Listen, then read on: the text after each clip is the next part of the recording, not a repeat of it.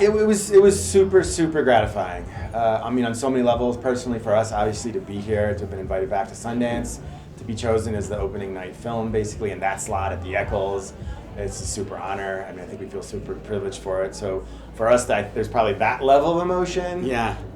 There's a story, the emotional side for me as a director, especially to see the actors that I work with, of course led by Eugenio, but these two darling little girls that we were able to bring along. And you know, I say I don't think I would have been able to make this film had I not become a parent. Because when you're a parent and you see kids kind of just come out fully baked with a personality, and you do what you can, but their struggle to, on some level, I see these two actors very similar to the kids in our story, who you know, are just looking for that chance and need somebody who can believe in them and propel them. And these girls, I mean, actually, that they're obviously so mature, so wise beyond their years, but they actually pointed to that yesterday. There was no coaching here. They just spontaneously said this. And like they were, that for me, I think, was very emotional, but the theatrical response to me is just a seed was planted and it grew in a certain way, and it was really gratifying to see that the people are moved by the movie, you know, and that's not a bad thing.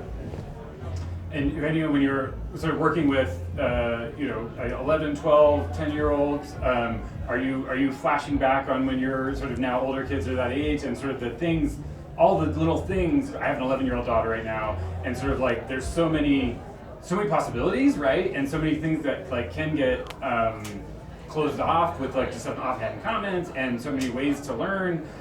Did you kind of flash back on those moments in your own parenthood and sort of seeing how their teachers were working with them? Do you remember that, any of that? Well, yeah, all that. I mean, I was when I was shooting the film, I was remember how I felt when I was that age, and how some teachers really put a stamp in my life. There was a teacher that was really. I kind of based my character in that teacher, who was he was hard, he was tough, but he was funny too. And you know, I think that comedy makes everything more digestible. So instead of hating him, I was like curious about why he is like that, because there was a part that I was hating of him, but there was another that really marked my life as a student.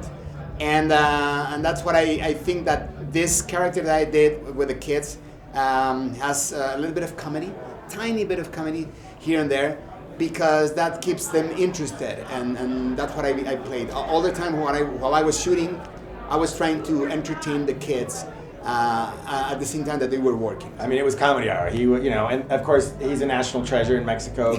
Their parents know him. Sure. They know his lines, and so they would say, "Do that voice," you know, that whatever it was. And of course, that was a huge help to just keeping them. Yeah, especially when you're working with little kids for more than 8 hours, they really get tired, and to make them focus and be present at the moment, you need to keep them alive. So it was tough. It was a lot of fun though.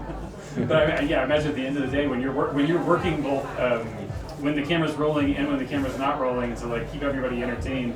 In the day, it's like, oh my God. Absolutely, because it's a 24/7. You can be like, and then cut, and then like, So you have to be their friend all the time. Actually, when they said cut, they were keeping like playing and playing and playing, and I was at lunchtime and they were playing and playing. I was like, not even with my kids, I was like that, but I have to keep it up. So, but it was fun. It was a lot of fun. Who was that one teacher that you mentioned that sort of was most influential? Do you remember his name and stuff? Yeah, it was Eduardo Sastre. It's a Mexican teacher, and he was amazing. And it was around that age when you started acting, right? Like, weren't you? Yes, well, my mom was the soap opera queen Right. in Mexico and Latin America. She did the first telenovela in Latin America, and so I was always with her on set, and every time I could go in and make a cameo and as an extra or whatever, I was there. So I've been around for forever. For sure. last time you played a teacher and came to Sundance, things worked out okay. Tell me about sort of reflecting on that sort of recent journey, and now here you are playing a teacher again. Yeah, but I feel that even though I'm playing a teacher again, they're completely different. The other guy was like, stylish. He studied at Berkeley. He was a pop star, and then he retired and started teaching. This guy is a normal guy from a small town in Matamoros, Mexico. So I feel that's a completely different character. I mean, completely different kind of teacher too. Do you remember? We're in sort of like our Hollywood award season. I'm wondering if you remember the first award you got ever of any kind, whether it could be like a spelling bee or anything like that, or for acting. Well, yeah. Well, I remember one that I always wanted. It was called el TV novelas, like telenovela. There's an award for all the telenovela, and I always wanted one of those forever. I was like, so for me, it was like the Oscar, like it would be a dream to win one of those. And then the first time I got it, then you realize there's more than that.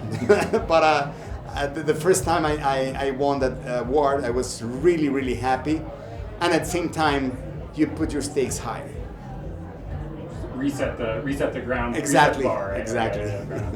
And then another sort of fun, silly question has come up on Valentine's Day in the U.S., which is, do you remember your first on-screen kiss?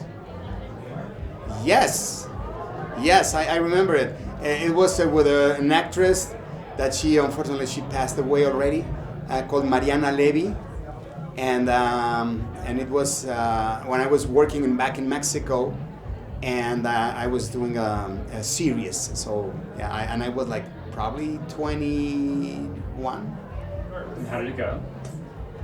Terrible. I was so nervous, and I was more. I remember that I had a girlfriend, so I was more worried about my girlfriend than my own work. So I was like trying to cover the kiss with my head, like this, so I could tell her, no, we didn't touch lips. It was like we were faking it. It's not fake. But it was not fake.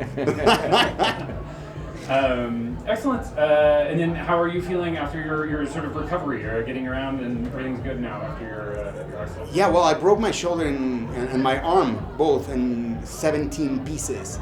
I don't know how that happened, but I've been like recovering for the last 5 months, and I'm much better.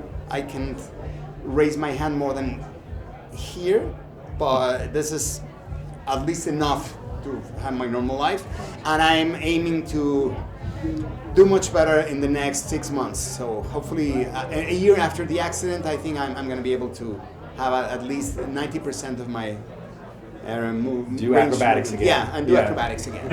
At least play tennis or something. Yeah. Are you able to work now or not? Yes. Okay, you're able to act and stuff, but it's not. Yeah, I don't know if you saw, but he just did a superhero movie. Exactly, that's a good point. Yeah. This is our version of a Marvel movie. This is a superhero movie. Right? Yeah. Teachers are superheroes. Right.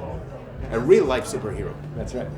And then your most influential teacher / mentor? Oh, well, without a doubt, Nicholas Preferis, who was actually a film school teacher of mine, directing one. I did my first sort of significant directing exercise. He was an absolute hard-ass, angry man, lovable, and the lights came up, and he got up, walked across the room, and held out his hand to shake my hand. And it was just that moment where I felt like, oh wait, I can do this, I know what I'm doing. But it was really his ability to focus on, he would call it the essence of the moment. But like, what is this moment about? And all the conversations directorially were about life, and how do you get to the stuff of life? And to have those kind of conversations with somebody who was valuing me, who saw talent in me, possibility in me, it was that little push. It was that little chance that I needed, that I got, and he's, I stand on his shoulders. And by the way, he just last month, Sight and Sound came out with its new 100 top films of all time, and bang, he entered number 58 with Wanda, which is like it's just it's one of these moments where somebody's toiling away in the dark, not getting accolades, not doing it for the accolades, doing it for the love, just like Sergio, the character in this movie, you know? And it takes time sometimes, but they get recognized, and what do? We celebrate them, you know? And it's been an honor for me, certainly, to celebrate them. Of course, work with this guy to do it, I couldn't have asked for anything more. Incredible. Same ways.